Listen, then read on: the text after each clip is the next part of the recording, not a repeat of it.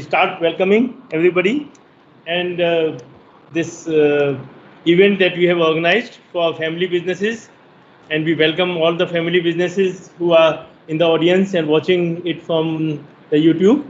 Okay, the speakers. Okay, we will start with the director of our business school, Dr. Vivek Banerjee. He did his PhD from IIM Ahmedabad. He was a professor at IIM Ahmedabad, and his PhD was in Purdue. And he has been our director from now on. And Dr. Banerjee has been a very eminent academician as well as administrator. He was professor at IIM Ahmedabad and also a director general of IMT Ghaziabad group of business schools, and many research publications. And after that, we'll have our eminent speaker, Mr. Harsh Chopra. He was a gold medalist from BHU IIT, and he has worked with Bosch and Lamb and various other organizations. And he's helped out family businesses in various ways, okay, and trying to solve their issues. Okay. Many times the issues are very common. And we are also fortunate to have Mr. Ramnan here. He is IIT Bombay graduate. He's BTech from IIT Bombay. He did his advanced management program from Harvard, and he has also got an honorary doctorate from Gujarat Law Society. And Mr. Ramnan has been able to transform innovation scenario, first perhaps in Tata, and now for the entire country that he is doing. More than 100 incubation centers have been set up, which are there to help innovative business ideas and develop economy as well as generate employment for the country. Okay, and you will hear from him how he can help, how Atal Incubation Centers set up throughout the country from north to south and east to west, how they are helping various business ideas to flourish. And then we'll have a closing address from our Vice Chancellor, Dr. Rupamanjari Ghosh. She is an eminent physicist and also very, very able administrator. She has joined our university in 2012, at first as a director for the School of Natural Sciences, which he still continues. And he has been our Vice Chancellor for some years now. Okay. And she has many achievements to her credit, not only in research, not only in teaching and administration as well. Okay. So I would now put it over to Vivek to say further. Thank you, Professor Mehra, and warm welcome to all of you around the world who is joining this live stream of this session that we believe is very important in general, but specifically in the context of the crossroads that all of human civilization find themselves in, regardless of wherever they are located and doing whatever sphere of activities that they're involved in. So I'm going to speak only for 5 or 7 minutes, essentially lay out the context of why we are here. And Professor Mehra has already introduced the very important speakers that we have in today's panel. Mr. Chopra, who has long years of experience working with a very important strategic group that is called Family Businesses, and Mr. Ramnan, who is actually at the forefront of leading the charge on catalyzing and accelerating new businesses, new ideas, and entrepreneurship in the country as a whole. So my job is to position the AIC in the overall context of the university, and my colleague Dr. Ghosh, Rupamanjari Ghosh, will share with you more about what the university is broadly doing. So I have about 2 or 3 slides that I want to share with you. So if you allow me, I'm going to share my screen.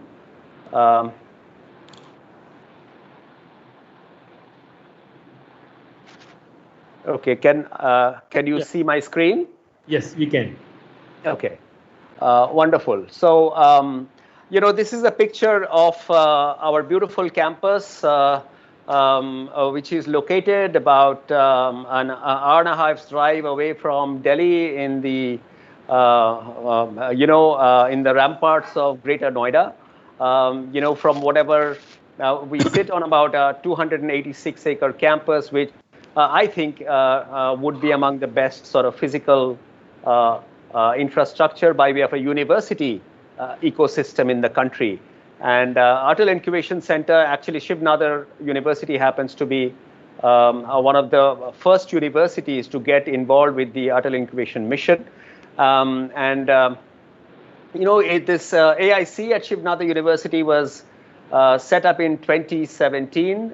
As some of you know, Niti Aayog created the Atal Incubation mission, and under that initiative, the AIC at Shiv Nadar University was set up. Rupa will show you even more impressive pictures as we go along at the end of today's session. But we have a state-of-the-art, campus, perhaps among the best in the country, which has been created with giving the absolutely perfect sort of setting, a physical setting for new ideas, new innovations to spawn, whether it is in technology, whether it is in management, businesses, or natural sciences. And we have a set of multidisciplinary laboratories strewn all across the campus that supports the startup mentality, all the way from prototyping products, all the way down to further down the line on product development and also commercialization. The Atal Incubation Center's mainstream activity is providing essentially a scouting and a support service to potential and promising early stage startup companies. And we do that via the incubation program. The center provides business and technical mentorship, expertise, and an ecosystem support to all the startups that are housed under the program. And, of course, as being, one of India's foremost comprehensive research university, we have 5 schools within the university, including an engineering school, a school of natural sciences, School of Humanities and Social Sciences, and of course the School of Management and Entrepreneurship. And we have over 200, solidly trained faculty who come in with impeccable credentials, and they are all available for our incubatees to seek support from whenever they need them on a just-in-time basis as well as a sustained basis. Of course, as currently AIC is sector agnostic. However, if you look at some of the incubation activities that are currently taking place, we are trying to focus on the tech interface with health, with education, with sustainability, and also with materials and sensors and nanomaterials and 3D printing and ventures into analytics as sort of focus areas. Just to share with you some numbers, total number of startups that have worked with the center as we speak is about 19.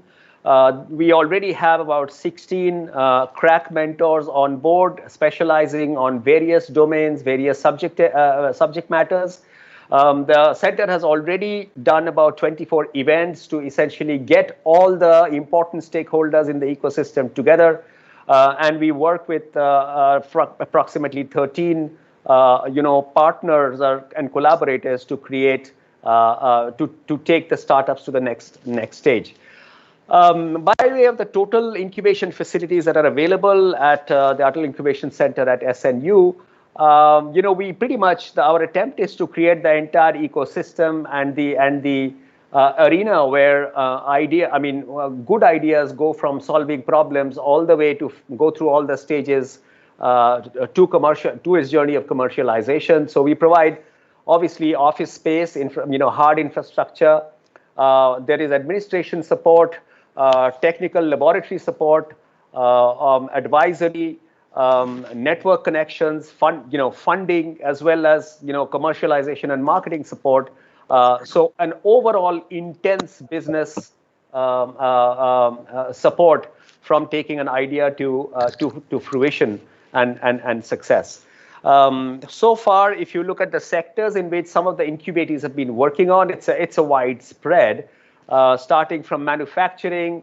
Some are working on services sector. There are a whole bunch of them working on Internet of Things.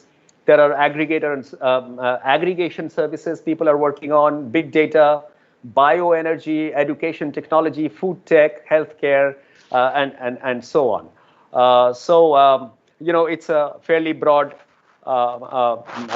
assortment, broad areas in which our young entrepreneurs are working on. Here are some of the highlights. I'm not going to read out all of them, but there are companies that are tech companies that are working on water solutions, working on water desalination filter, especially to support.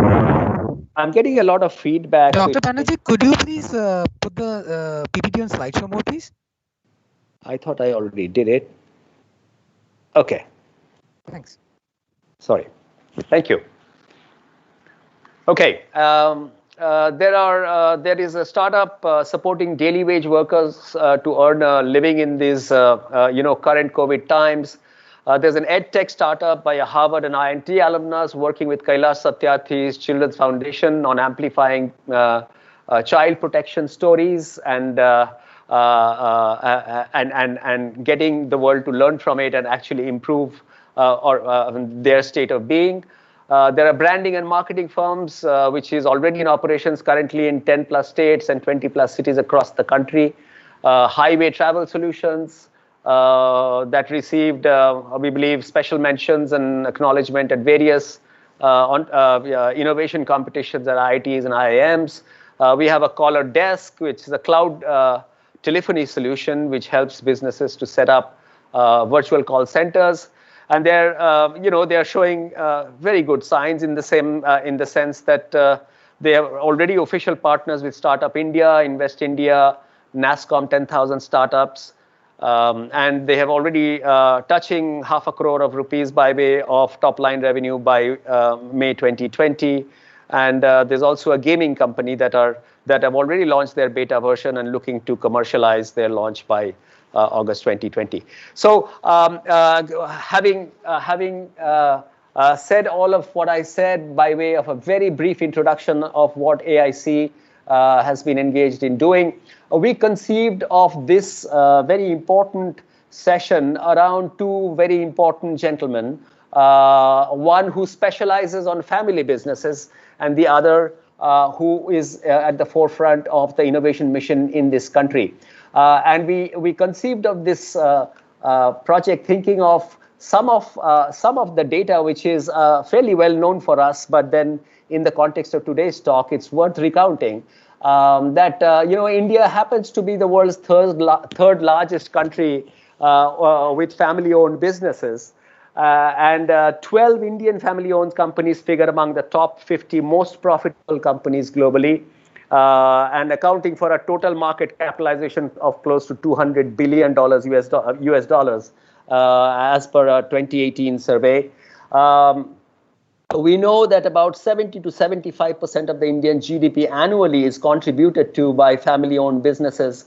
And therefore, when we think of these two agendas of innovation, job creation, and entrepreneurship, and the startup, and the family business as a strategic group, we felt that it would be a great idea to have these two planets meet each other in this platform. And we are very, very glad that Mr. Chopra and Mr. Ramanan has acceded to our request and have agreed to be part of this conversation. So with that as an introduction, if I may please invite Mr. Harsh Chopra to take the screen and share with us his thoughts on this topic. Thank you very much for your time. Thank you very much for the introduction. Let me share my screen.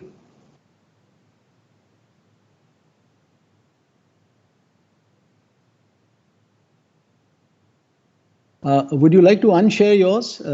Stop sharing your screen? Yes. I'm trying to figure out. How do I stop sharing? Rajat, where is the stop share button? You will need to just unshare your video. If you do a mouse over next to the mic icon, there's a video icon. You can see Mr. Chopra's screen now. Yes. The arrow sign upwards, you can see that you can. And for to stop sharing your PPT, you can just click that arrow Down.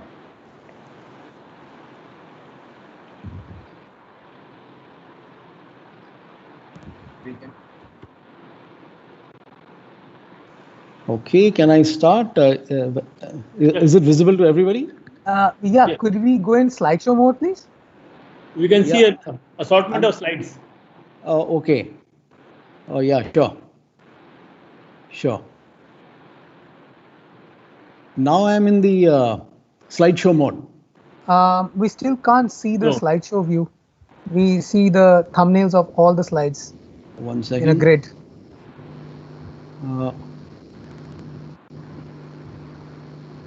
What about now? No. No. Probably you could stop sharing and then reshare, the entire screen and then share the slideshow. Okay.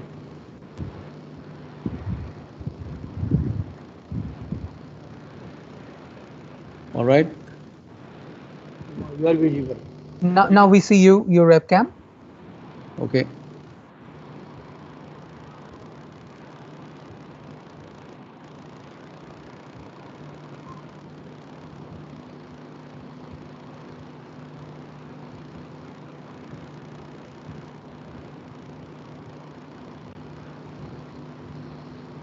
One second. Sure. Can you see the screen? We can see your screen. We can see your screen. We see the browser. Okay. I've already put it on full display now. No, it's not getting shared. Currently, what's visible is your Chrome browser. Okay. 1 second.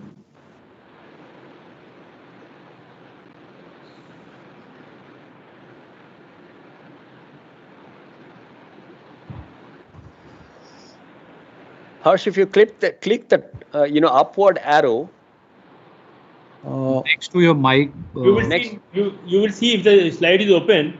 Okay, you will see that slide below. Okay, just click 1 that. second. My apologies for the. Yeah, I'm actually putting it on. I can now, see the full screen view. It's not on the thing, but I think you can't see it, right? We can't see. So in your share console, did you see the slide? Does it come under the listed PowerPoint slides that are open when you try to share your console? When you click the share icon. You're sharing the camera. We are seeing you in full screen mode. I see. Okay. That means. You probably stopped sharing at this moment. Right. Okay. Next to the mic icon, can you see, sir, there's a upward arrow sign. There you will get an option to share screen or press F5 once. 1 second. To the right of the mic icon, the arrow pointing upwards. Now we see your PPT in. Now if you just click on slideshow. Just click on one of the slides.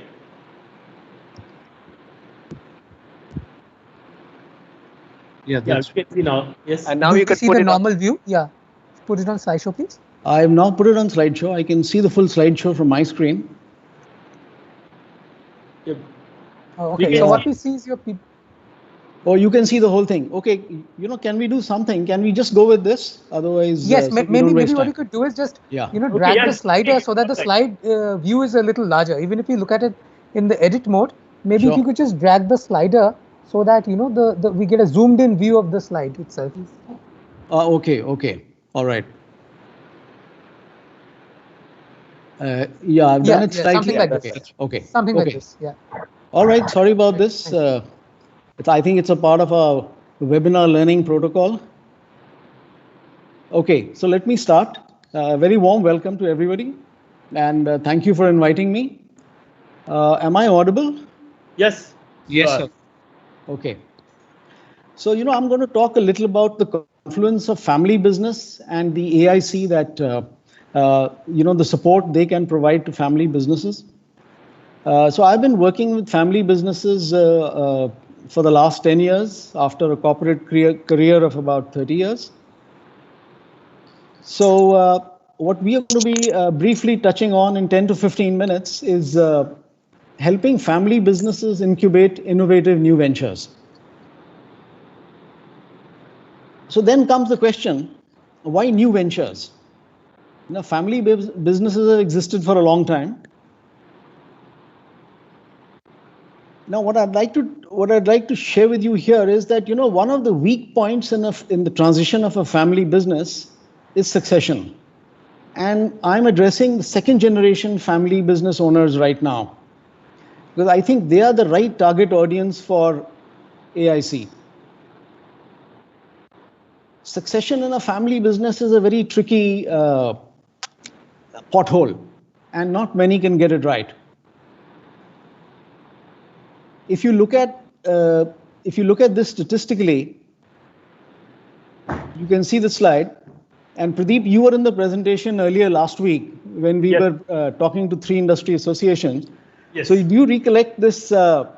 What is the percentage of business families successfully pass the baton to the second and the third generation? Yes. Would you like to take a shot at this? No, you go ahead. Okay. So, there is Professor John Davis of Harvard Business School who's done a lot of research.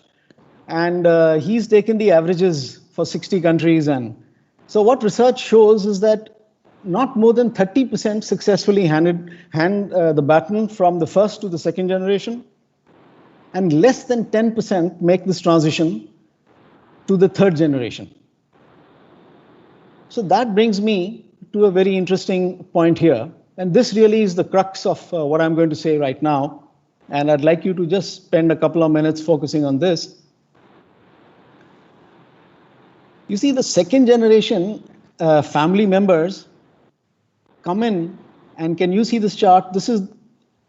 They come and join the family business around the age of 28, 30. And there is a very narrow window of transition. If you look at the founder, most founders worldwide, they do not pass on the baton anytime before 65. Now, there's been a lot of research and a lot of work done on the age at which they pass on the baton.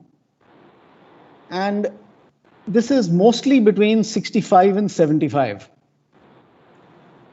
Most founders, they love their company so much. They've made it with blood, sweat, and tears. And I meet them all over the country, helping them professionalize and scale. And they are so committed and so passionate and so emotionally involved that you will find that by and large, they find it very difficult to give up power and authority and to move away from their company. So what typically happens is that the next generation, they go out, get an overseas degree because by now the family is well off.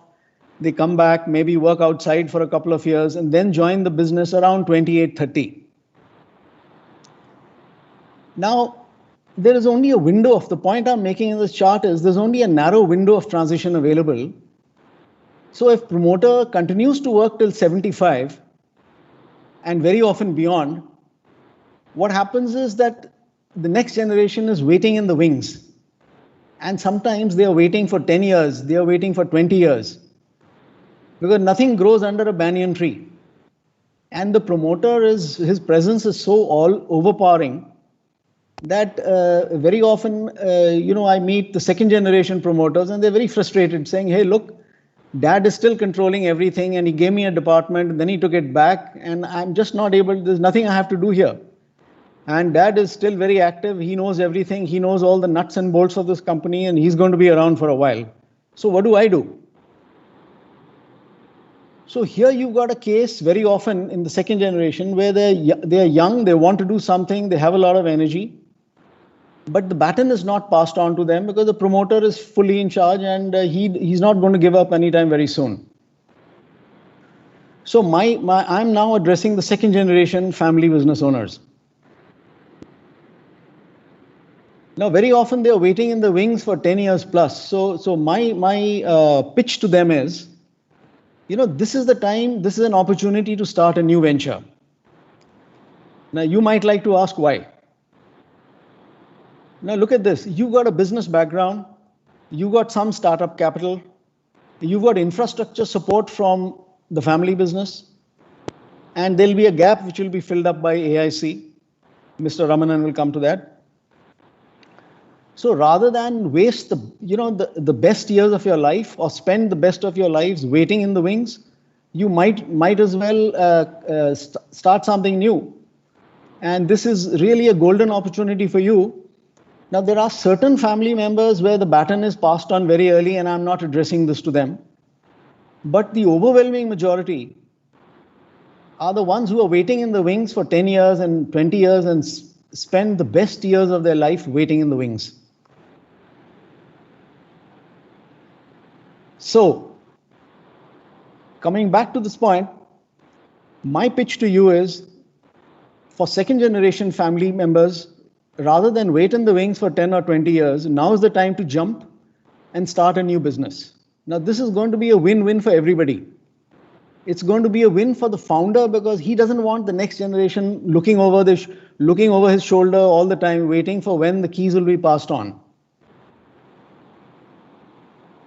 It's a win-win for the second generation, obviously, because the best years of their life can be spent in building something new at a time when they have high energy. And they have the right education and they have the right background. And it's a win for the family business as well because, you diversify your business. So that brings me to the last point, diversification. Most family businesses are one profit center businesses, the overwhelming majority. As you know, there's a lot of market turbulence. It's not just corona-induced turbulence, but there's a huge amount of turbulence. Let me toss a question at you. Some of you may know the answer. What percentage of Fortune 500 companies in the original 1955 list survive today? And the answer is about 10%. It's 12 exactly, but moti baat, 10%. So only 10%. And right now we are taking 2 steps back. We are taking 2 steps back just to look at the global picture and see, okay, it's not just the turbulence in India or the turbulence in the state in which you're operating. It's a global phenomenon. And the life expectancy of a Fortune 500 company, which used to be 50 years, is less than 20 years today. In a recent paper published by McKinsey, it was between 15 and 18 years right now. So diversification for a family business is really the need of the hour. If you really want to survive 2 generations, 3 generations, 4 generations, in addition to the original business which the founder started, there's a very good case for diversification. And these are the 2 points I'd like to leave you with. And let me conclude my last chart, that I will now pass the baton on to Mr. Ramanathan. He's the one who will now tell you how exactly AIC can help you. I've been asked by a lot of second generation family business owners. I ran into a young boy. He was about 30 when the last time I was in Bombay. And he said, look, my dad has given me a beautiful office. My designation is director, but he's not given me anything to do. So my responsibility is that of a chaprasi. And as I see the road ahead, my dad is a micromanager. He takes all decisions. So I really don't have any room, any space to operate here for the foreseeable future. And this exactly is the point I'm making, that you have a couple of decades of high energy, the right environment, the right background, and to diversify your family business. So this is the right time to move on to a new venture. So with that, thank you very much. And I now pass the baton on to Mr. Ramanathan.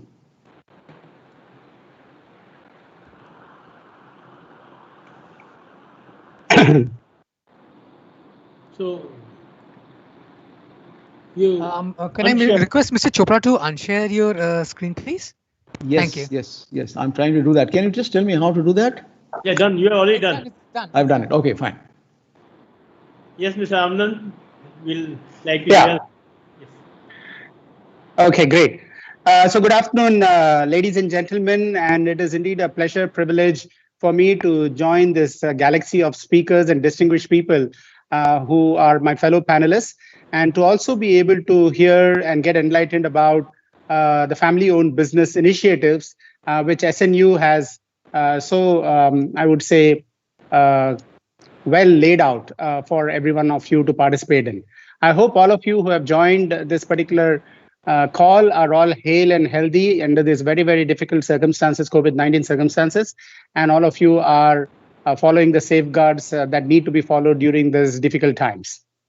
First of all, I should compliment SNU for organizing a discussion on this particular subject. India is a country of 1.3 billion people, as all of you are aware. We have 1.4 million schools. We have 10,500 engineering and related institutions in our country. We have 39,000 colleges. We have 150 million young students entering into the workplace. And Shiv Nadar University is one of those universities amongst the many who are generating the next generation entrepreneurs and innovators of our country. If we are not able to leverage this demographic dividend that we are talking about, which is the envy of many a country across the world, then we would have ourselves to blame.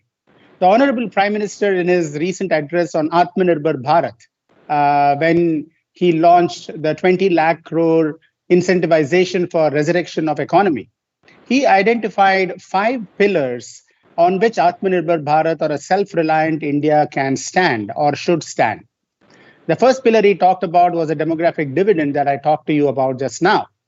It is very important for us to be able to leverage the youthful energy, the youthful enterprise and enthusiasm that our young people have, and the tremendous talent and the innovation quotient that they all possess. After all, India has never lacked for great engineers, scientists, innovators, thinkers, artists, sculptors, philosophers, you name it. India has wowed the world in terms of its intellectual capability. But what has unfortunately been lacking in our country is an ecosystem of innovation and entrepreneurship.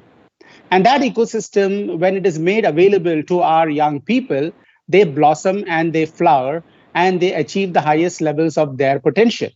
And that is why you see many Indians, when they go abroad, and they avail of themselves of the ecosystem that is available there, whether it is in the United States or whether it is in the United Kingdom or other countries in the world.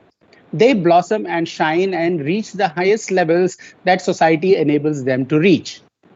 Now, that is something that we have all tried now with the Honorable Prime Minister's focus and tremendous attention to how do we ensure that our young population, our next generation, upon which the future of our country depends, are given the opportunities and the ecosystem for spurring innovation, for spurring entrepreneurship, for spurring the next generation and the wave of opportunities that we can capitalize upon. Because upon these 150 million young students and young people out in the industry depends the future of 1.3 billion people. And I would go on to say that the future of 7 billion people on this planet is dependent upon this demographic dividend. Nobody else has this sort of advantage that we have. And now let's look at the family business statistics. India has, and as Dr. Chopra presented so eloquently, India has had a tremendous success in family-owned businesses. More than $850 billion, according to Credit Suisse, is being created by family-owned businesses in India.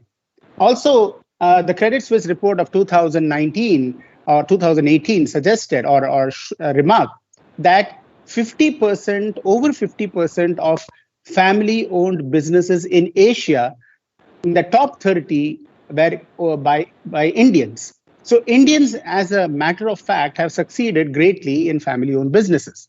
And it's not very surprising, because at the end of the day, a family-owned business operates on trust.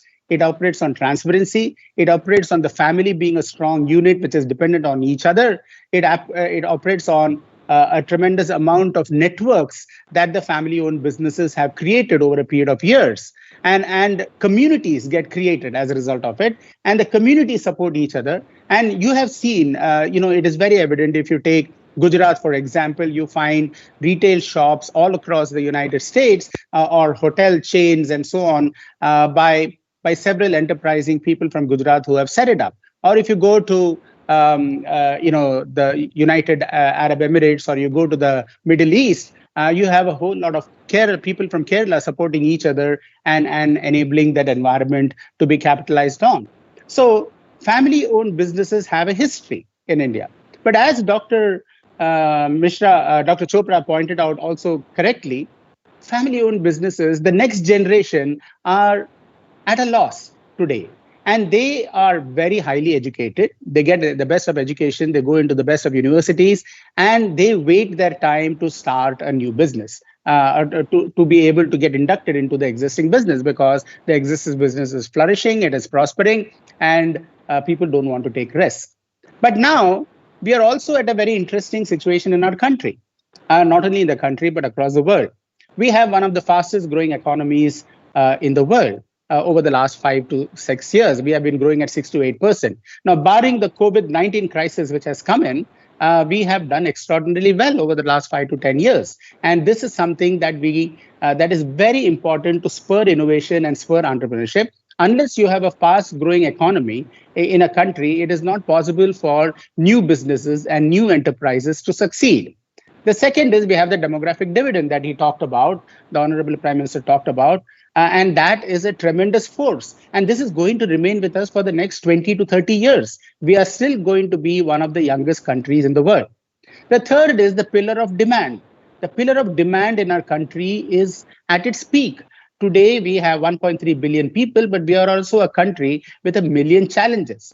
And 1 million challenges means 1 million opportunities for the young, energetic workforce, the young students, to grab these opportunities, convert them into startups, into enterprises that can flourish and that can blossom and that can become large multinational organizations. The fourth is the pillar of technology. We are having advanced, available, affordable, and accessible technology at our fingertips. No longer is technology become a costly affair. You are having a small computer which was occupying the size of a room, now in your pocket through the smartphone. You're having mobile technologies which are enabling you to reach every part of the world. You are having 3D printing technology, which is revolutionizing the world of manufacturing and conceptualization, design, development, prototyping, and manufacture right in front of your eyes in a small Kirana store. You don't need to have a large manufacturing plant in order to do any sizable manufacturing. You are having robotics, which is driving the next generation of automation. You are having IoT, which is the Internet of Things, which is integrating sensor technologies into everything that is happening in the universe, whether it is plant, machine, device, the soil, the human being. Internet of Things is enabling data to be captured from various sources and for us to be able to intelligently act on the data. You're having wireless technologies, which is going to the next level of high-level communication, fast communication, scalable communication.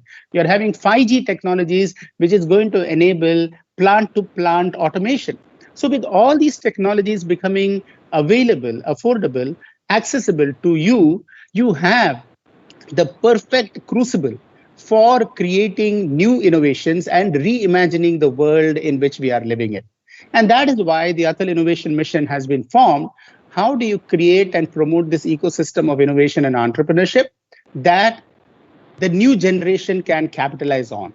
And when we talk of the new generation, I am talking of the family-owned businesses here who are looking at new ventures and new ways of leveraging the money that they have earned, the capital that they have, and to be able to deploy it advantageously, not only for their own benefit, for the benefit of the society.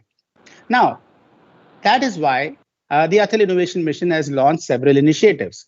First and foremost, we want to create a culture of innovation, a culture of problem solving, a culture of innovative mindsets, away from the rote learning mindsets that we have been taught in our schools so far. Now, that has not been bad. It has actually helped us to develop the knowledge economy of our country. The vast network of schools and universities in our country has enabled education to go to a different level, as a result of which knowledge and competency in various areas has grown. And that has resulted in the growth of a $180 billion ITS industry. So we are very fortunate in that. But what has brought us so far is not going to take us into the future. And the COVID-19 crisis has demonstrated in no uncertain way the uncertainties of human existence if we don't urgently address the problems that may still beset us in the future. A simple virus has paralyzed an entire nation and all the nations across the world. It has disrupted supply chains. It has created lockdowns. It has prevented people from going to work. Migrant workers are suffering. And it has brought to stark light the fact that we are still living in an economy that is fragile if we do not address the various challenges that COVID-19 has suddenly woken up in all of us, and we do not convert these challenges into opportunities that we can solve. And that is why every one of you who is logged onto this call, or every family business which has logged onto this call, has to realize that if you're not in the game of addressing this opportunity in front of you, somebody else is going to address that opportunity and you will be out of your current businesses. The current businesses are traditional businesses, but the traditional business will no longer be viable if you do not back it up with digital infrastructure, digital highways, usage of modern technology, and leveraging all these technologies for the benefit. And that is why we are setting up these network of incubators across the country. The network of incubators that we are talking about, of which Atal Incubator at Shiv Nadar University is one of them. And they have been selected with a plan and with a challenge. So Shiv Nadar University, who was awarded this incubator from the government of India, was one of several thousands of applicants who wanted to set up an incubator. But we did not just award the setting up of an incubator to anyone who applied. It's not a grant distribution mechanism that we launched on. What we wanted was an incubator which has a plan of action to be able to foster world-class startups. We want world-class startups to start from our world-class incubators. Now, if you want to be a world-class incubator, there are several things that go into it. And that is why the family-owned businesses should critically see what is the role of the incubator and why it makes sense for your next generation, kith and kin, to get involved in starting or supporting a startup in one of these world-class incubators. First of all, an incubator fosters innovation, and they search for world-class startups. And world-class startups are available if our young people from our universities, from our schools, from our industry are allowing their imagination to fly high, and they are leveraging the power of technology and the power of their knowledge in order to be able to set up a startup.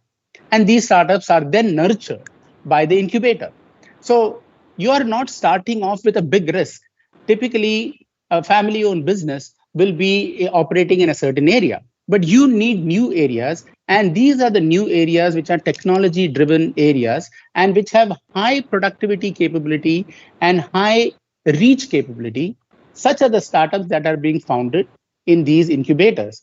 And so you should get associated with identifying these new areas, because we are, like I said, a country of 1 billion people with 1 million challenges. And 1 million challenges are 1 million opportunities for startups to grow, to address, and to succeed. The third thing that you do in an incubator is you enable collaboration. You see, many family-owned businesses may have learned the hard way of growing up, but now an incubator makes that process very easy for the startup to succeed. They engage, they become the unit where you enable collaboration, you enable communication, you enable a convergence of ideas to conversion into product. So you're not alone. Startup is not alone. The business is not alone in trying to solve the problems. It is the incubator's role to enable that collaboration which is going to make them succeed. The fourth thing that you do and an incubator brings to the table is they allow you to be able to uniquely address different segments and different verticals where the opportunities are. So some of them are agri-tech incubators, some of them would be biotech incubators, some of them would be healthcare incubators, some of them are technology focused in artificial intelligence or in blockchain and so on. So you can pick up an incubator of your choice and closest to your own operating business. So let's say, for example, you are in the retail business. There are incubators which are focusing on supply chain management using digital technology. If you're in agri-business, there are incubators which are focusing on agri-tech, precision agriculture. How does, for example, Israel export food? By creating farms and precision agriculture in a desert-like climate. How do they export water? By sensing it from the moisture from the air through Internet of Things technologies and being able to convert the moisture into water and exporting it to the rest of the world. So there are huge opportunities that you are able to avail of because of all of this. The fourth thing that an incubator brings to the table is supporting your business plan and business strategy. You are not here trying to figure out just what is the technology uniqueness of your solution. A technology unique solution does not necessarily succeed in the market unless you have a great business plan, a great business strategy, a great hiring strategy, for example, and somebody validating that business plan. That is what an incubator brings to the table, and they enable you through a network of mentors, through a network of partners, through a network of other corporates who are feeding that ideas into them, that this is what is needed in the market, and this is what is going to succeed, and this is what is not going to succeed. The next thing that an incubator brings is access. Family-owned businesses have their own networks, but those networks may be limited in the areas of their operation. The incubator broadens that access. They broaden access to universities. So if your incubator is set up in a university, you have access to the university researchers. You have access to the university labs. You have access to a network of mentors that the incubator is connected with. For example, Atal incubators have more than 100 mentors now whom they have allocated to various incubators. So you have access to the finest brains in terms of financial support, logistics support, manufacturing support, if you want HR support, all of these people who have been there, done that, they are very capable and qualified. You suddenly have access to all of them. And that access is crucial in a startup's life cycle to succeed. The next thing that an incubator helps you is in having a team-like approach. When you have a teamwork type approach, that is you and the startup, the incubator and the startup form a team in order to make that startup successful, that enterprise successful, and that business successful. So a family-owned business, you have seen that a family-owned business succeeds when there is trust, when there is transparency, and when there is teamwork. The family-owned business crashes when there is a lack of trust or a breaking of trust, a breaking of transparency, or a breaking of any teamwork. And that is what an incubator brings to the table. And therefore, there is a certain amount of balancing of this transparency and teamwork and trust that happens when a family-owned business gets associated with an incubator. The next thing that an incubator brings is a basket of opportunities to consider for the startup. So the startup, take the COVID-19. Many startups were engaged in something that caught their attention. But after the COVID-19 crisis struck, they had a problem. Some of them could not continue in the same manner that they were considering because of the paralyzing of the economy, the disruption of supply chains. So they had to pivot their startup from what they were doing into an area that is needed by the country at this point in time, whether it is PPE manufacturing, whether it is test kits, whether it is sanitizers, etc., etc. But many startups, and this is because of the power of the incubator network, they were able to pivot from what they were doing into a new area, but leveraging a competency that they already had in that area. So, for example, there were startups who were focusing on an AI-based solution, and suddenly they use the AI-based algorithm or the artificial intelligence-based algorithms for contact tracing. Or some of them were in the textile industry, and suddenly they pivoted to creating masks, and so on and so forth. Finally, the incubator provides is a reliable partner, becomes a reliable partner, and the family-owned business does not have to worry about on a constant basis what is happening, who is managing my startup, who is managing this organization, are the finances being managed properly. You don't have to micromanage. That is a partner, a reliable partner through an incubator who is enabling all of that, because they have a competent team to be able to guide the startup from its inception to a point where they are able to stand on their own feet. So we are living in a very, very interesting world where there are thousands of opportunities, and for startups to be able to succeed, and especially in India, because there is no other country in the world at this point in time as India has a convergence of, I said, the advantages of a fast-growing economy, the demographic dividend, convergence of technology, and the availability of capital in this country is very high, particularly in many family-owned businesses who are waiting for the next generation to be able to carry on the enterprising spirit with which they had set their own organizations up.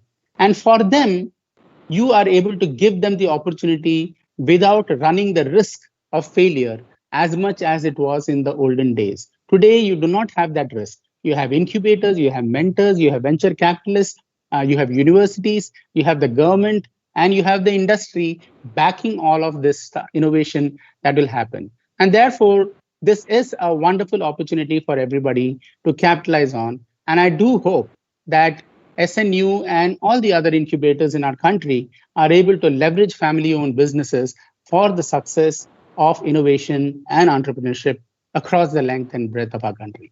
Thank you so much. Thank you, Mr. Ramanan. Thank you. Very inspiring, and I hope that our audience in the business families will certainly benefit from all the support that adult incubation centers throughout India can give. Okay. And I want to just add here that adult incubation centers are not only in Delhi or NCR, entire country. I mean, we have center in Sikkim. We have centers in remote places of Tamil Nadu, everywhere. I mean, it is Mr. Ramanan's hard work that now incubation centers are available throughout the country. So whoever wants to get associated with the nearest AIC can get in touch with them. Okay, it's not necessarily that we welcome everybody to Adult Incubation Center at Shiv Nadar University, but we also understand that if you are in Sikkim, then perhaps Sikkim will be the better one for you. Okay. Yes, okay. And we also have in Jammu and Kashmir, and we have in Coimbatore and Tirupur. So we have covered the length and breadth of the country. Yes, I also just want to add, because you mentioned this, we are setting up 26 Atal community innovation centers across the country now, and these will be in tier 2, tier 3 cities and rural India. The idea and the vision is that we want to set up about 150 to 200 Atal community innovation centers so that community-centric innovation happens and all of these centers become hubs of job creation and innovation. You see, we have only 8 tier 1 cities in our country, and that is not a sustainable solution with all the migration that will happen to these places. So we want to create 100 smart cities or 200 smart cities, and each of them should become a hub of job creation and innovation. Thereby, we will reduce the problems of migration and have a uniform development for our country, which is very much needed. Thank you, Mr. Ramanan. Thanks a lot. And I'll ask now our Vice Chancellor, Dr. Rupamanjari Ghosh, to say some quick words. Yes, it has been really fascinating. And at the end of this very impactful session on helping family businesses incubate, innovate new ventures, right? It's my real privilege and pleasure to thank Mr. Harsh Chopra, who set the ball rolling by the right kind of statistics and some vision, which talks about these new ventures in managing next generation induction and succession. Indeed is in a family-run business, very emotional and difficult journey. So getting it wrong can disrupt and kill business and split the family. So it was very, very eloquently posed the problem that if you are a second or third generation in the family business waiting in the wings, you may wish to strike out on your own in a new line of business. And there we got the wisdom and really a very inspiring take from Mr. Ramanan. Every time I hear him, it's like a new thing that I'm hearing. He has been our mentor, so nothing new to say, but you have been our mentor even as the director of the AIM, the Hotel Incubation Mission. And, I really thank both of you for taking the time out from I know how busy your schedules are, and sharing your very deep thoughts and experiences with us. It's the statistics I learned. I'm a physicist, as Pradeep mentioned. So I read this because now in this business, there is a real interest from where we come. And now Vivek Banerjee has joined as our new director last month in May. And there's a lot of new energy that 30% of family businesses pass on to second generation. That's a very low number, 10% to the third generation. So definitely there is a lot of catching up we can do. And this new ventures or diversification brings the role of the AIC is very eloquently articulated. And so it's not just job creation, but as Mr. Ramanan really talked about, it's about building ecosystems. And I think that's the Atal movement has done for us. And I think so our sincere thanks to both of you. And I thank the participants from outside and inside of SNU, the business families who added value, and we'll keep this. This is just the beginning. It's not the end of the session. And of course, last but not the least, I thank my team at the AIC at Shiv Nadar University, led by Professor Pradeep Mehra, the CEO, and Ms. Shiva Khan, the business manager, and others at the AIC, and our wonderfully committed IT support and marketing teams for organizing this event so very well. At SNU, we survive on these intellectual feasts. We started today at early morning, and there's some other things that were going on at 4 o'clock. This is what keeps us sticking. And for those of you who have not visited the university yet, I wish to leave you with some images about us. And you'd see how SNU, though so young, has become a natural host of Mr. Ramanan's AIM's AIC.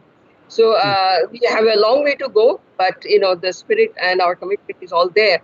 So if you allow me, I will just share. It will take only a couple of minutes. I know we are running out of time. So let me just share my screen. If you can see. Yes, we can see. You can see it. So okay, let me go to the full screen mode. If it works. Yes. Yes. All right. So I think, I will not talk much. I just wanted to show you some glimpses. I'm actually in my image. This is the background I put in.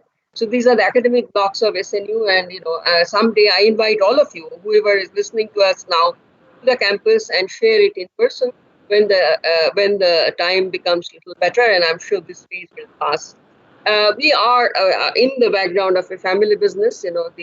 Our Shiv Nadar Foundation is supported by the HCL founder, is our founder, and the foundation has done remarkable job. It's not just the Shiv Nadar University, but in general, its track record in nation building through transformational education is now well known. That's the vision of our founder, to create a more equitable society by empowering individuals through focused non-profit, bridge the economic divide, which also. So we share these value system with all that are today in this. Of all the missions of our foundation, Shiv Nadar University is probably the most ambitious and and I'll just run through some slides now without getting into that. This is really what I call a collective dream. This is our this is our library building that you see in the front and hostels in the background. So this is the statement from Mr. Nadar. And this is really a mission for us, like the Atal Incubation mission for Mr. Ramanan. This is really a mission. It's not a job that we perform in here. The main emphasis is the comprehensive study that you talked about, that we believe in a multidisciplinary approach. So we are not an IIT for technology education. We are not an ISAR for science education. We are not an IIM for management, and so on and so forth. But we are under one umbrella, all of them, in an integrated fashion. So it's not STEM, which fueled innovation in the last century, it is believed that it's a STEAM with an extra A for art and design, and maybe 2 extra M's, one for management, one for medical, as an integrated curriculum. That's what we follow. And because of this very strong multidisciplinary emphasis, we are fortunate to be able to do interdisciplinary work where there's a lot of ground level problems are in that, where you need to borrow the language and the tools and the grammar from different disciplines to attack a problem on ground. So the entire, the genetic makeup of our university is research and innovation focus, and that's what we do. It's not just faculty and PhD students and postdoc doing research and innovation.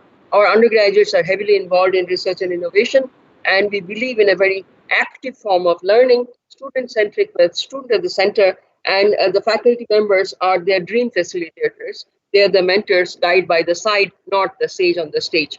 So I can go on and on, so I'll not take too much of your time. I'll just run through some slides. So, the structure of SNU is, we have, this is the richness of the AIC. The SNU AIC actually borrows the richness of research and everything that is going on in the labs around it. School of Engineering, School of Humanities and Social Sciences, School of Natural Sciences, School of Management and Entrepreneurship, which is leading today. And the fifth school is not really a school, but in COVID times, everybody is realizing what we already had, the importance of lifelong learning, extended education and professional development. This is getting recast right now. What we believe in is the value of an education is the training of the mind to think something that cannot be learned from textbooks. That's really is the philosophy. And we are pretty much a liberal studies university, where liberal, by that I mean without boundary, not studying in silos. It's a free studies, very flexible curriculum, but we also believe in going in depth. So there is no fight between breadth and depth. We believe both are important in today's world, so that the entire debate on future of work that gets addressed in this. One training that never gets, the skilling that never goes obsolete, is the training of the mind. So even if the context changes, your livelihood pattern changes, you will still be fit for the world. So we believe that all these schemes, very nice schemes of the government, of course, they serve some immediate purposes, but ultimately they have to be integrated in higher education systems like ours for it to never become obsolete. So that's one plea that we have. We have been debating this, like you are talking about. The question we ask ourselves is, will an algorithm take away your job? What are humans still good for? It's not just the rote jobs, but the thinking jobs because of AI are going away. So we find in many ways humans still retain an edge over machines in creativity. And if we could leverage that in actually maybe in going through a curriculum like ours, in promoting project-based learning, where you can tap the potential of connecting the left brain to the right brain. Left brain that can be coded by the computers, the right brain for which the code has not been found yet. So if you actually go through system level design, creativity and innovation being in your blood, like we are setting up a design and innovation experience center by the Dassault system. This is the first of its kind in India. And this is one example of the steps we have taken in bringing this project-based learning, design thinking to the forefront of our undergraduate curriculum and research. So the structure allows for this flexibility. And I show a photograph of a gentleman on the right side, and you probably know the face already. That's Dr. Mihir Shah, who is a distinguished professor at Shiv Nadar University. He's part of our Center for Public Affairs and Critical Theory. These centers are virtual interdisciplinary centers where we bring disciplinary stalwarts from different departments to attack a problem of interest. It's a very flexible, by design, this kind of structure that we have created. So these may last for 30 years. The departments will last for 300 years. And I think SNU has space for both. I'm showing one example that was strongly endorsed by Niti Aayog CEO, Mr. Amitav Kant, and he participated in many of our programs. We addressed the problem of water science and policy in the form of a master's program. Mir Shah was the architect of that program. A lot of moral support we have got for it. And if you probably know already that Mir Shah has been drafting the national water policy. I believe tomorrow is his deadline for submitting this, and we'll get him back on campus to talk about it. So many of this, our aspiration is to be able to use the multidisciplinarity where policymakers rub shoulders with scientists and engineers to be able to attack these problems in a holistic way. I can go on and on, so I'll just stop with some images. This is what we call our research block. It's a misnomer. Research does not happen only in this block, it happens everywhere. But this is one exclusive facility we have inside. Some of the glimpses of the labs we have. Our faculty members have done fairly well in getting many recognitions, but the sky is the limit for us. Many highly impactful research. These are all done from SNU. These are not collaborative ones where we have added a name, but these are mainly work done from SNU. The many laurels, I mean, I'm showing some that have come our way. In the newspaper also, probably you have seen some of our research getting flashed. But the point I'm making is the AIC can very well leverage this kind of innovative research and turn it into innovation of the kind the market understands. So we are in talks about all of that. Even in COVID, we have not stopped. We have taken leadership in research and going on and on. So some pictures here of all the things that we are trying to do this last 2-3 months, not more than that. Our students have also made us very proud. Every year we show up in prominent hackathons and so on and so forth. And this is directly linking to our AIC, and similarly for research conventions in IITs and so on and so forth. This is something that we are very proud of. This is the Bairak Srishti Gandhian Young Technological Innovation Award. Our students won that last year, and so on and so forth. I have many. Even before the AIC, we had students venturing into startups, where the question I had posed them is exactly what Ramanan was talking about. Are you finding your dream job, or are you creating it? And we had answers coming up, and we believe that we should change the slogan, Make in India, to Make by India, not a country of factory workers, but a country of innovators created by universities like Shiv University. And this, the support from AIM, Niti Aayog, has come a long way in giving us the confidence that we are in the right track. Many of our alumni are actually creating news, and then we, for example, this alumnus of ours raised $10 million, serious money from Chicago-based Coliseum Group, and we are helping them out and getting them also as mentor. This period has been a crazy period, but we have been really creative in putting everything together and for free for everybody else. Many international collaborations, notably with UC Berkeley, University of California, Berkeley, major webinars that are very serious ones. We are also venturing out in putting out our own production in certificate courses of data sciences and analytics and so on and so forth. Some images, this is where we started. We are really very young. 2011 we started. I don't have to explain this picture. 2016, we then president visited our campus, and this tree is still there. Convocation started happening 2015 onwards. It's really who's who on the convocation picture, and we, successive years, we have actually kept up that tradition. For example, in 2018, our visitors were president of Johns Hopkins University and Tim Berners-Lee, who is the creator of www. Last year, again, we had a galaxy of people that we conferred our honorary doctorate with, including Professor Kasturirangan, the space scientist and former chairman of ISRO.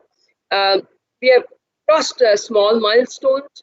In the Nature Index ranking this year, SNU has ranked 25th in India, and our chemistry department has done even better. So there are many more things to do, and what we are very proud of is the government has chosen us as one of the 10 private institutions of eminence, and that puts more pressure on us to perform according to our dream, the collective dream I talked about, and so we are working on that. So thank you very much for being with us today and sharing your precious thoughts and ideas with us. I think we benefited greatly, and the wisdom we learned from you, we're definitely going to carry that forward. So as I said, this is really the beginning of that brainstorming session, and we'll be at it. So this is really beginning and not the end. So I don't want to end by any thank you note. I want to just start by saying thank you very much for getting us started on the right track, as always. So it has been a pleasure. Thank you very much. Thank you. So, Pradeep, are you taking questions, or we are done for the day? We are little. You're on mute. Pradeep, you are on mute.